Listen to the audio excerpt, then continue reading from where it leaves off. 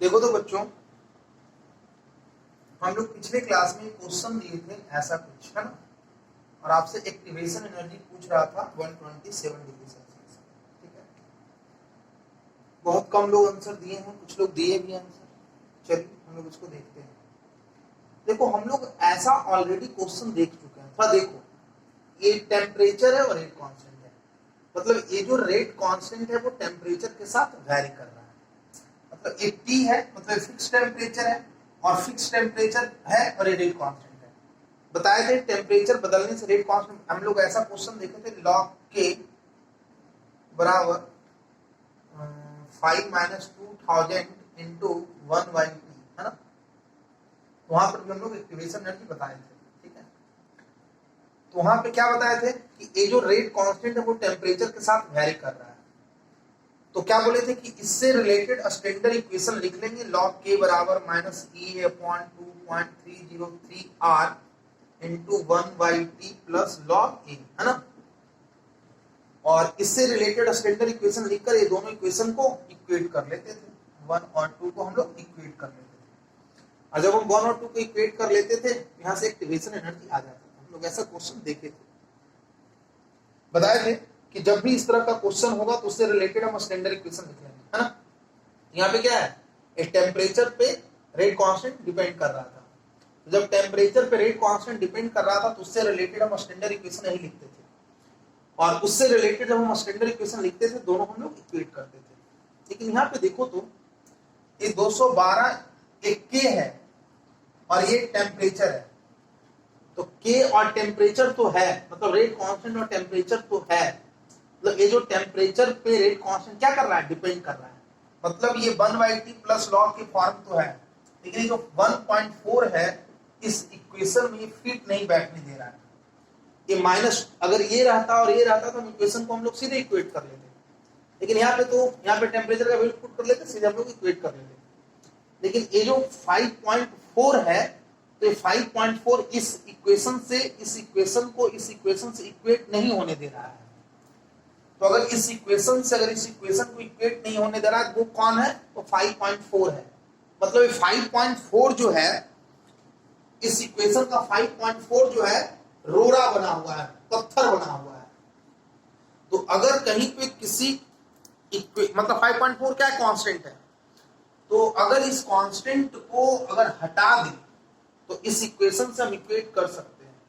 और अगर किसी इक्वेशन से अगर कांस्टेंट को हटाना हो तो हम लोग उस इक्वेशन को डिफरेंशिएट करते हैं।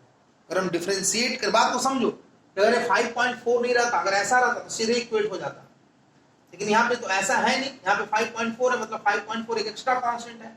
तो मुझे इस कांस्टेंट को क्या करना होगा, रिमूव करना होगा। इस कांस्टेंट को रिमूव करने के लिए मुझे क्या करना होगा, डिफरेंशिएट करना होगा। हम लोग कैसे डिफरेंशिएट करते हैं, तो देखो ये अभी 10 का बेस है, तो 10 के बेस पे हम लोग डिफरेंशिएट नहीं करते, ई के बेस पे करते हैं। तो अगर 10 से अगर ई के बेस पे लाना है तो 2.303 से मल्टीप्लाई करते हैं।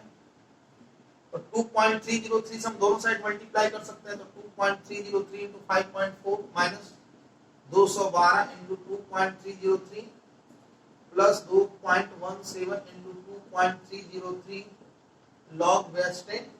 बोलो इसको हम क्या लिख सकते हैं, ln k बराबर 2.303 into 5.4 minus 212/t into 2.303 plus 2.17 ln k। देखो पहले सोचने आना चाहिए हमेशा क्यों कर रहे हैं, क्योंकि मुझे डिफरेंशिएट करना है। तो डिफरेंशिएट करने के मुझे ln चाहिए, तो ln के लिए log 10 से ln तक जाने के लिए 2.303 से मल्टीप्लाई करेंगे, तो दोनों साइड करेंगे, कर लिए। अब हम लोग डिफरेंशिएट करते हैं टेम्परेचर के रिस्पेक्ट में, तो क्या हो जाएगा, d ln k upon dt। Constant का डिफरेंशिएशन 0, ये पूरा का पूरा बाहर आ जाएगा। 212 इंटू 2.303, यहाँ बचेगा -1/t। तो अगर -1/t को अगर आप डिफरेंशिएट करोगे t के रिस्पेक्ट में, तो t के पावर -1/dt, तो क्या हो जाएगा, माइनस t के पावर -2, मतलब माइनस माइनस यहाँ आ जाएगा प्लस इतना t square plus 2.17 ln t का डिफरेंशिएशन 1/t। बोलो ऐसा होगा जी, बिल्कुल होगा। और ये d ln k by dt, तो इसको अगर आप लिखोगे d ln k upon dt बराबर यहाँ से अगर आप एलसीएम लोगे तो क्या हो जाएगा ये टी स्क्वायर, तो 212 इंटू 2.303 प्लस 2.17 टी होगा। और हम लोग इससे रिलेटेड स्टैंडर्ड इक्वेशन क्या पढ़े हैं, तो डी एल एन के बाई डी टी बराबर E A by R T square बताए थे। ये इक्वेशन 2 इक्वेशन 1 हम दोनों को इक्वेट कर लेंगे। बोलो इसको लिखो, हम ऐसा क्यों किए,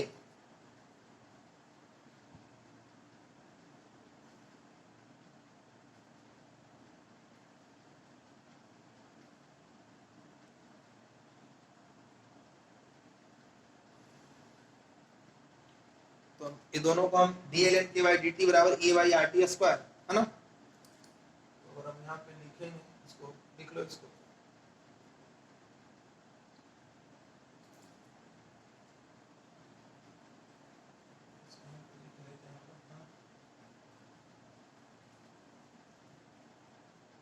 इक्वेशन फर्स्ट में क्या है, तो 212